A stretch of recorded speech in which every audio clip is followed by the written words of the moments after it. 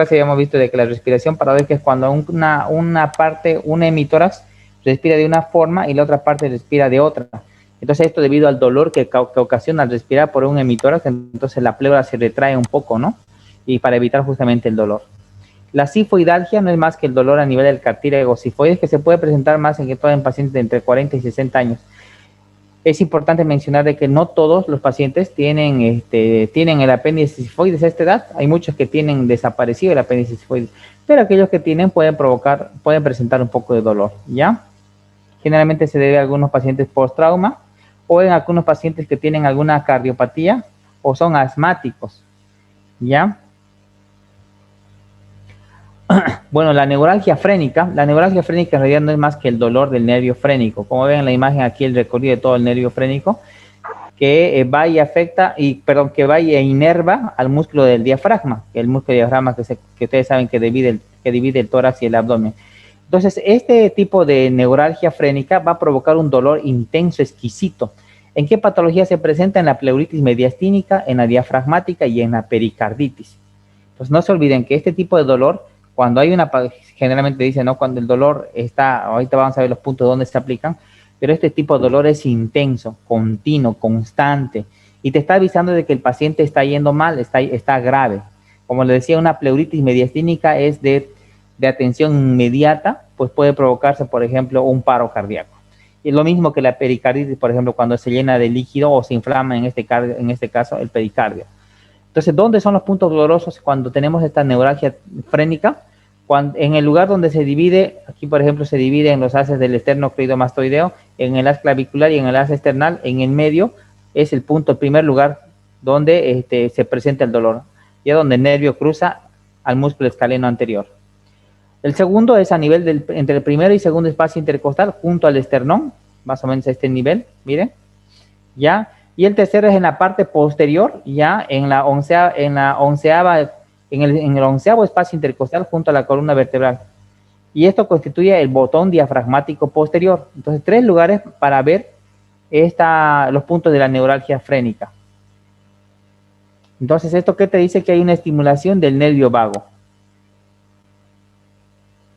Y los famosos puntos de Guéniaud-de-Mussy, dolorosos a la presión. Generalmente esto es en la intersección donde se une, digamos, en las uniones paraesternales, aquí. Estas uniones paraesternales, cuando se comprime, por ejemplo, provocan bastante dolor. Pueden ser acá. Este dolor generalmente se ve cuando, por ejemplo, hay pacientes que tienen, por ejemplo, una mala consolidación condrocostal. O pacientes que tienen, por ejemplo, alguna artropatía, sobre todo cuando hay afectación del cartílago, pues provocan a nivel de este lado bastante dolor, ¿ya? En algunas colagenopatías pueden presentar dolor.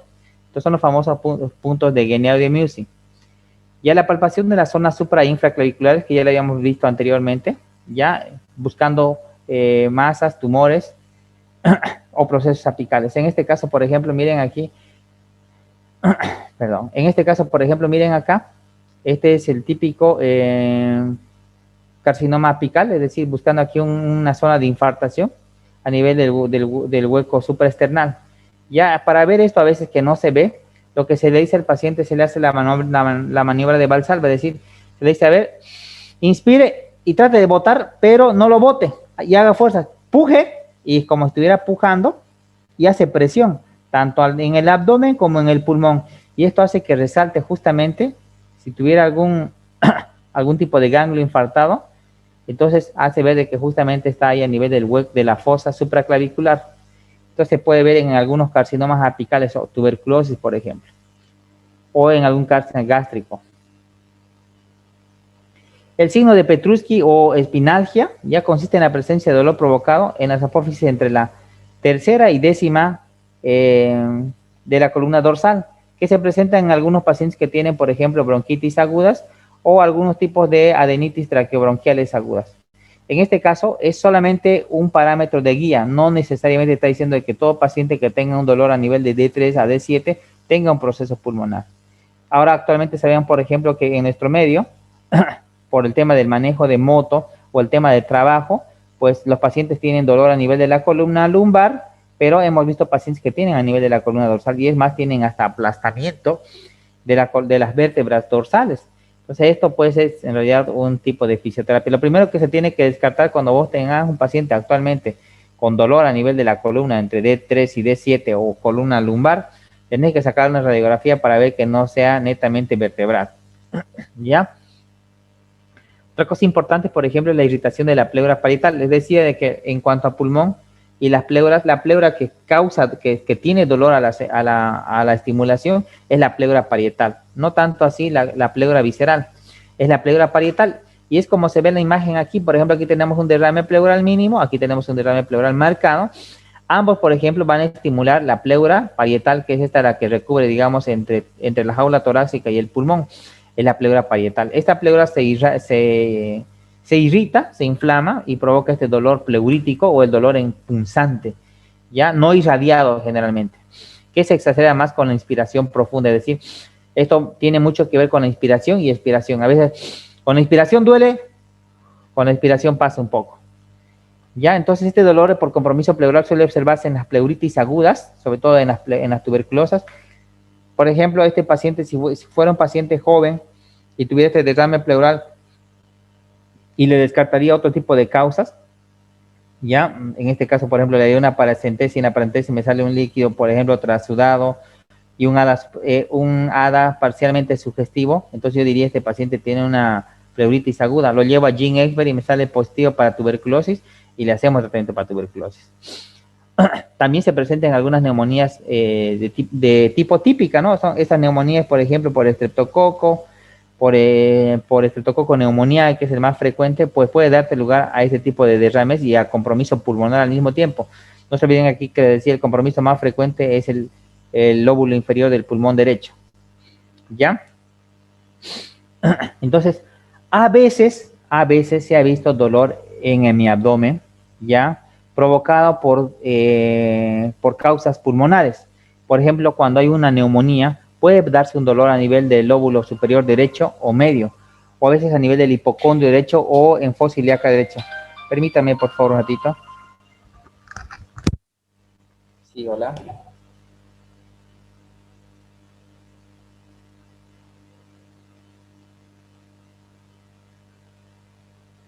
Ya.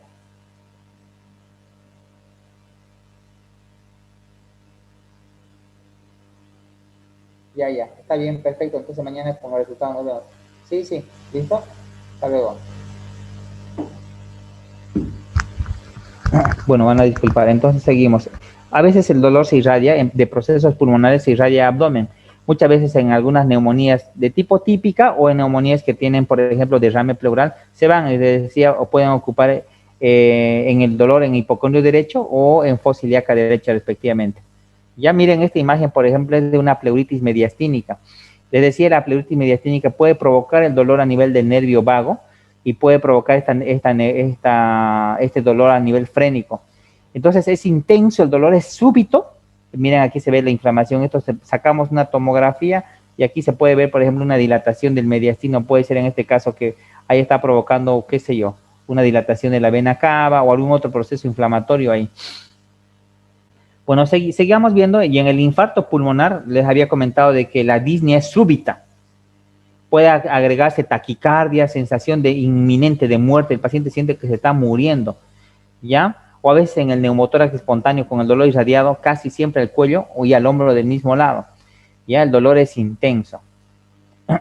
En la pleuritis diafragmática se presenta un dolor que se exacerba al toser y al inspirar, ya ubicado en la región toracoabdominal por irradiación del cuello. Bueno, en la pleuritis mediastínica existen molestias retroesternales. Es un dolor, en la pleuritis mediastínica es un dolor más difuso, más sordo. Es decir, es un dolor que sabes que está el dolor ahí, pero no podés diferenciar en qué parte está el dolor, ¿ya? Y que pues se exacerba más con la tos. Bueno, eso habíamos, ya con esto que hemos visto, hemos hablado de algunas, en cuanto a anamnesis e interrogatorio a nivel pulmonar. Y ahora vamos a pasar a la fase de revisión y a las técnicas de palpatorias y percutorias de la parte torácica. Entonces, para hacer todo este tipo de procedimientos, la palpación, hay que seguir una secuencia que es una secuencia determinada, ¿no? pues les decía en principio la mano del escultor, por ejemplo. Después de eso hay que ver, digamos, en este caso, las vibraciones vocales. Y esta es la secuencia, ¿no? Ustedes saben que para cualquier tipo para cualquier tipo de localización o para más o menos localizarte a nivel pulmonar, tienes que saber bien las líneas, tanto anteriores como posteriores del tórax, que ya lo habíamos avanzado. Entonces, en la parte anterior del tórax, siempre vamos a tomar las líneas medioclaviculares como referencia, ¿ya? Y en la parte posterior, igual, vemos las partes de las líneas escapulares, tanto en la parte superior, donde se une con articulación acromioclavicular, y en la parte inferior, donde está la espina de la escápula, ¿ya? Entonces, para la auscultación, ¿no? Ustedes saben que, por ejemplo, la auscultación y la percusión no deben ser nunca coincidir con un objeto óseo. De cuidado que estén ustedes auscultando a nivel de la escápula. No se debe percutir, se debe auscultar y se debe percutir en los espacios intercostales sobre todo, o si no, en el lugar donde no está la escápula. ¿Listo? Entonces empezamos y vemos las vibraciones vocales. Normalmente la voz emitida vibra en el tejido pulmonar y a su vez en toda la caja torácica. Imagínense ustedes tocando una guitarra, pues la guitarra al igual que, por ejemplo, tocas y va a vibrar todo lo que es el contenido de la caja de la guitarra. Hay un eco, una resonancia. Igual, en la caja pulmonar, en la caja torácica, igual, las cuerdas vocales vibran y van a repercutir en la jaula torácica, ¿ya? Entonces hacen que vaya al tejido pulmonar y de esta a la pared torácica. La voz del tono bajo provoca mayores vibraciones y suelen ser más suaves cuando el tono es muy alto, sobre todo en las mujeres, ¿ya? Entonces, para ver estas vibraciones, se le puede decir al paciente, por ejemplo, que pronuncie 99 o 11 o la famosa palabra 33, que es la que usamos en el hospital. Entonces, nosotros colocamos con la mano así abierta. Empezamos primero en la fosa supraclavicular, luego vamos aquí en la parte superior del tórax anterior, tórax inferior, allá tórax en el emitor del lado izquierdo, luego en tórax posterior. Y le decimos, por favor, que diga 33. Y nosotros nos vamos dando cuenta, por ejemplo, de las vibraciones vocales. Las vibraciones vocales son normales en una persona que tiene, por ejemplo, un murmullo vesicular conservado o que tiene un pulmón claro, o en una radiografía se puede ver bien el parénquima pulmonar. Pero si hay una atelectasia, si hay bronquiectasias, ya entonces no se va a poder percibir estas vibraciones vocales.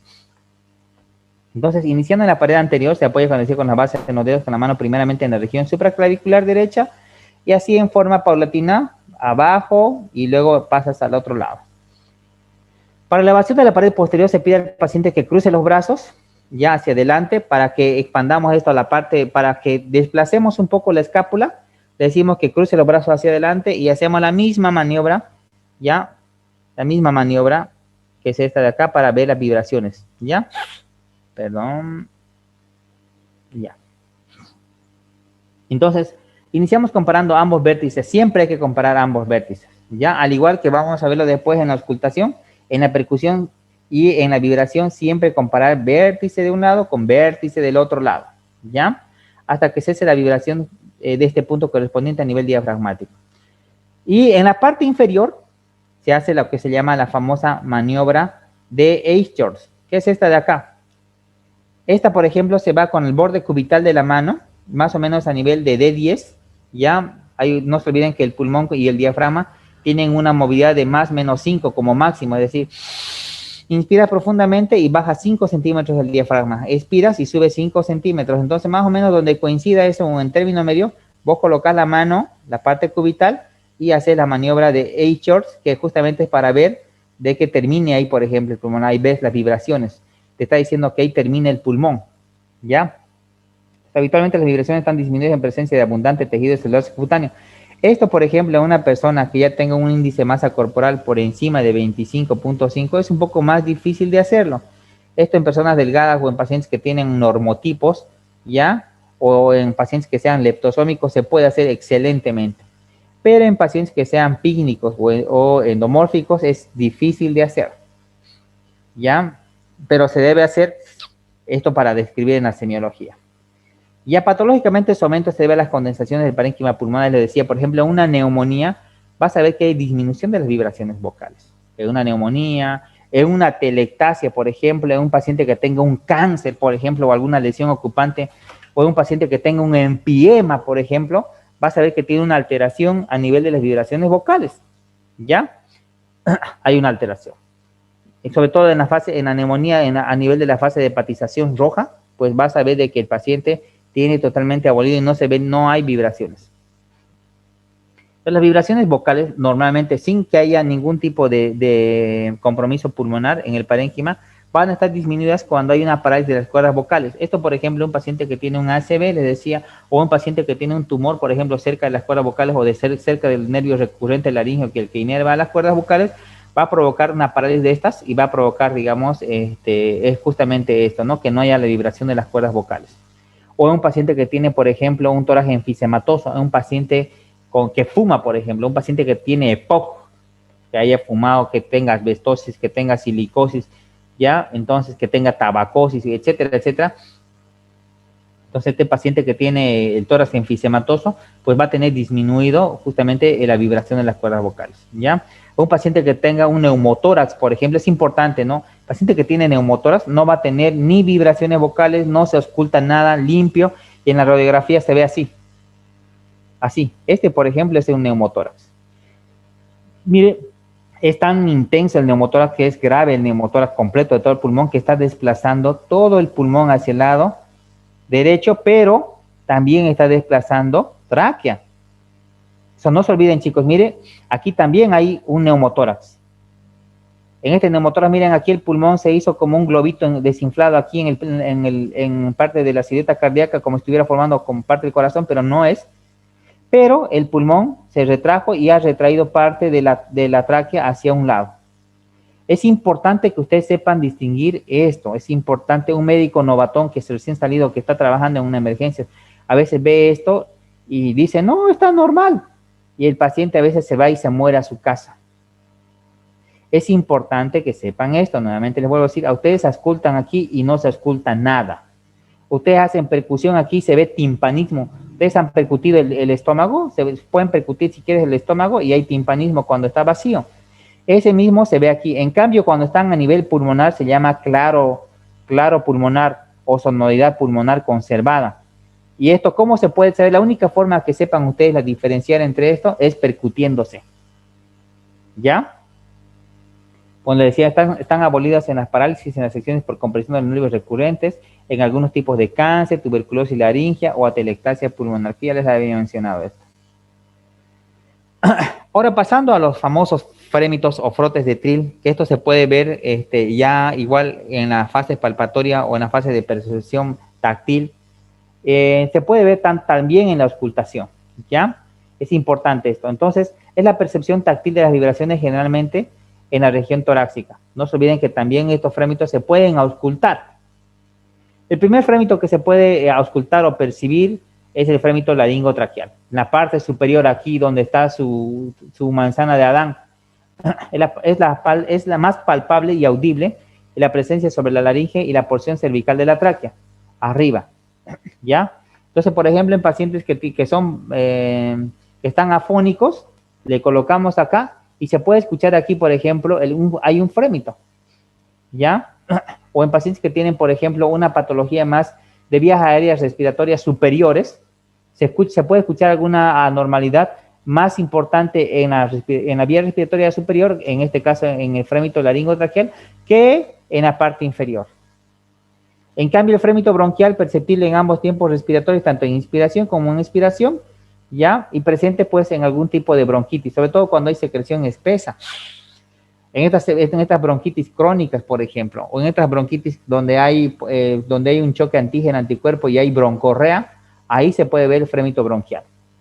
Y el frémito cavernoso, que en realidad es percibido con mayor intensidad durante la inspiración, sobre todo, pues esto se debe al estallido de algunas vesículas o de algún nódulo que pasa por el bronquio y ahí se puede ver este frémito, ¿no?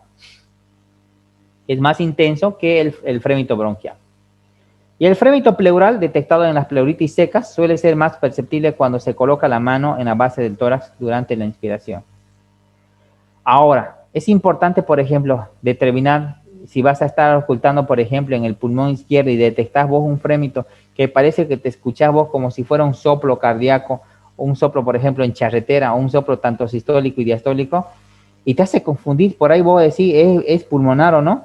Vos lo único que tenés que decirle al paciente es que deje de respirar. Deja de respirar, si el frémito continúa, es cardíaco. Si el frémito para, es pulmonar. Entonces es importante que ustedes sepan semiología y estas cosas importantes, ¿ya? La fluctuación torácica se manifiesta cuando existen quistes ciatídicos en la cara superior del hígado y en el empieema, como ven aquí en la imagen. Aquí, por ejemplo, miren, aquí tenemos un quiste.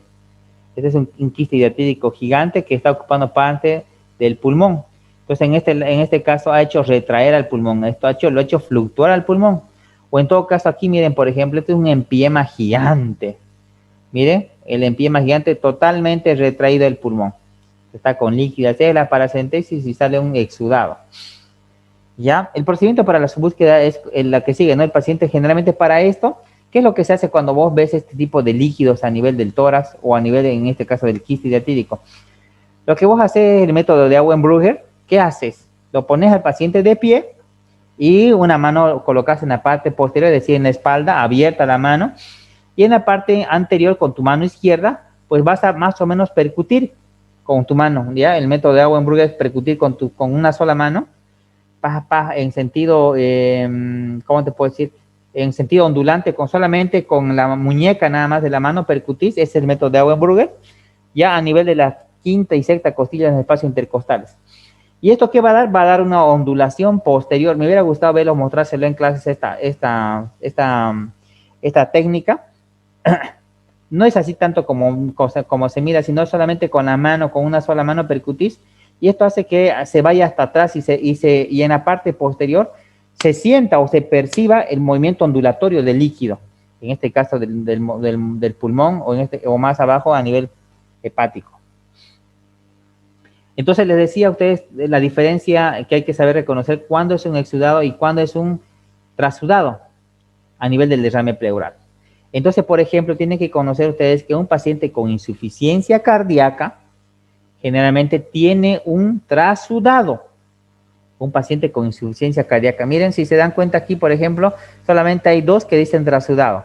Insuficiencia cardíaca y cirrosis con ascitis. Tienen trasudado. Aquí lo que faltaría sería una enfermedad renal crónica, que no es frecuente que hagan derrame pleural, pero cuando lo hacen también es trasudado. Entonces, insuficiencia cardíaca, cirrosis por ascitis, y aquí sería enfermedad renal crónica, pueden provocarte un trasudado. El resto es exudado, chicos.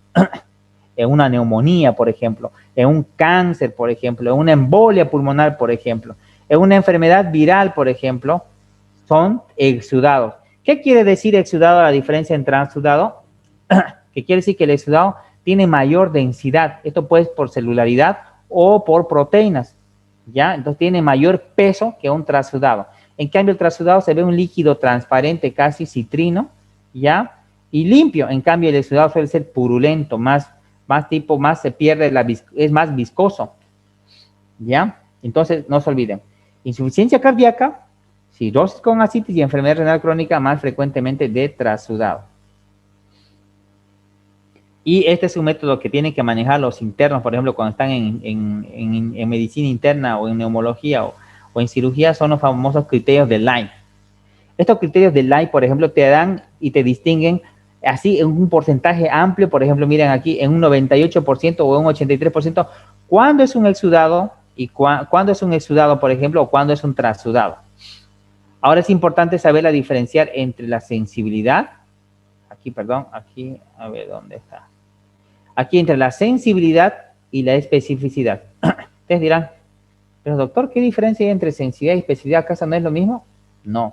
La sensibilidad, por ejemplo, es para detectar de 100 pacientes enfermos, de 100 pacientes que tienen sintomatología, ¿cuántos están enfermos de una patología como tal?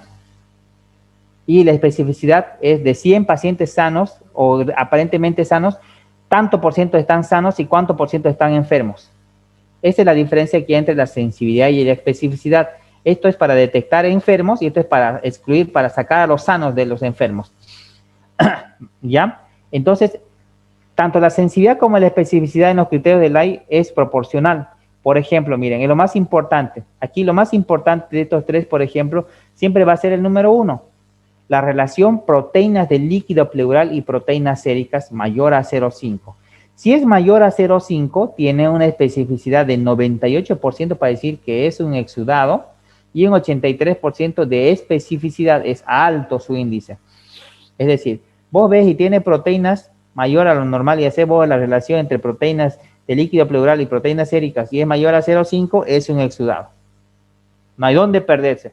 Y aquí otro tipo también alto, con alto índice de sensibilidad y especificidad, es justamente, tenemos 10 minutos, es justamente esto, ¿no? La relación LDH de líquido pleural y el LDH del plasma. Tiene que ser mayor a 0,6. Tiene una especificidad de sensibilidad entre 86 y 84%, que también es alta. ¿Qué es el LDH? La lactato deshidrogenasa. Es una especie de proteína igual que te puede provocar densidad y te puede aumentar la viscosidad en un líquido. O la tercera es el LDH de líquido pleural mayor a 2/3 por encima del límite normal del nivel sérico del LDH. Tiene una especificidad y sensibilidad entre 82 y 89. En otras palabras, con solamente ver las proteínas y el LDH, vos tenés una especificidad y sensibilidad alta para detectar y descartar exudado y trasudado. Porque a veces a simple vista, vos le sacás el líquido, no van a ser así como cierto médico neumólogo que conozco en el hospital, y le saca el líquido, no, esto es trasudado, dice. A ver, demostrame científicamente que sea un trasudado. Mandalo a citoquímico, citofísico, y ahí te vas a dar cuenta y te reporta, vos le haces los criterios de Lai, ahí definimos, esto es trasudado y esto es exudado. Porque no es manejar medicina empírica actualmente. Ahora los procesos legales están al pie de la puerta del hospital. Entonces, ¿qué es lo que hay que hacer? Hay que manejar medicina basada en la evidencia. Ustedes no van a ser chicos barrenderos, no van a ser albañiles, ustedes van a ser médicos, y el médico no se basa en el empirismo. Si no fueran los famosos yatiris, ustedes no, ustedes tienen que manejarse en medicina basada en la evidencia, y esto es evidencia. Criterios de Lai, hacer paracentesis o toracocentesis. En el caso de la paracentesis, de hacer la relación gasa, y en el caso de este caso de toracocentesis, de hacer los criterios Lai, determinás ahí una sensibilidad de 98%, como está diciendo, para exudado o trasudado. Y estos que tienen menor porcentaje, pero también es bueno mencionarlos, el colesterol, tanto en el líquido pleural, el colesterol en líquido pleural, miren aquí, mayor a 60 miligramos por decilitro, mayor a 43 miligramos por decilitro. La relación colesterol de líquido pleural y colesterol sérico, y la albúmina sérica, la relación albúmina sérica y líquido pleural, esto a nivel del pulmón, ¿no? Te va a dar igual, miren esta por ejemplo, esta es igual que la relación gasa, esta es a nivel de toracocentesis, a nivel de líquido pleural, parecida. Te da una sensibilidad y especificidad entre 87 y 92%. Entonces este es el famoso criterio, ¿verdad? Que me gustaría que se memoricen, aunque sea 3 factores, 3 de estos. Miren, con estos 3 suficiente para decirme, doctor, mire, esto es un exudado y esto es un trasudado. ¿Listo? Y si ustedes me dicen, doctor, esta es una entidad que generalmente no tiene que ser trasudado y tiene que ser un exudado, ahí están las patologías más frecuentes de que te dicen cuál es trasudado y cuál es exudado. Bueno, entonces en cuanto a la movilidad diafragmática, es lo que les decía a ustedes con la maniobra de Eichhorst, más o menos a nivel de la 10ª costilla, a nivel dorsal, con más o menos 5 centímetros, o de la parte inferior de la escápula, más o menos unos 3 centímetros o 2 traveses de dedo, más o menos está la parte superior del pulmón, cuando el pulmón está en expiración. Pero vos haces la inspiración y se baja eso. Entonces eso se llama movilidad diafragmática. Con esta maniobra, con la parte cubital de la mano, vos podés percibir más o menos esto. ¿Ya? Bueno, entonces vámonos a la percusión torácica. Y como ven aquí, por ejemplo, la única forma de que ustedes sean diestros para percutir es percutiéndose ustedes.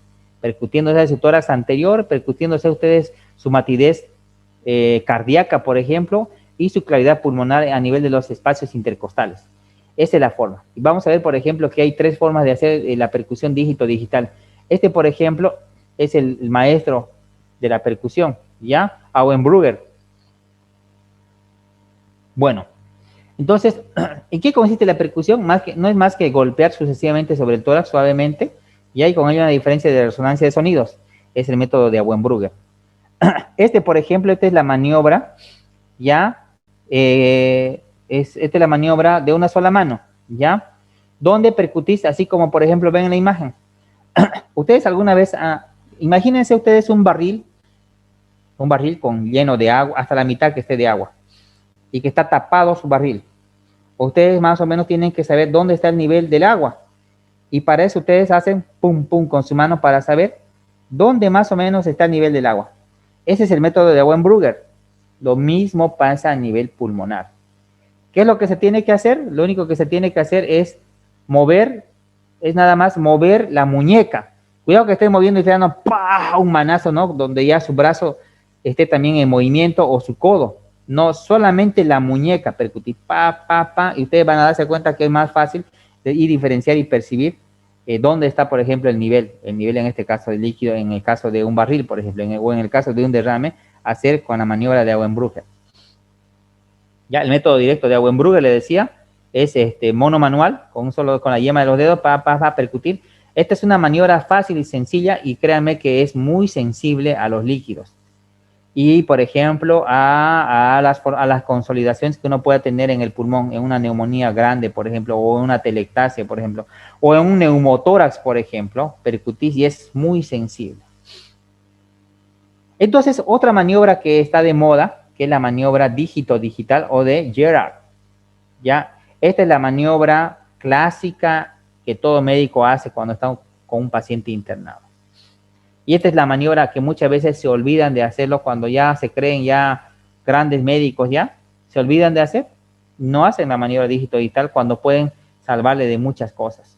¿Ya? Es un método más preciso que el anterior, pero consiste en golpear sobre la última falange dedo, donde hay un dedo plexímetro, ya que es en este caso sería, para aquellos que sean personas diestras, sería la mano izquierda, el dedo plexímetro. ¿Y cuál es de los dedos? Generalmente el tercer ortejo.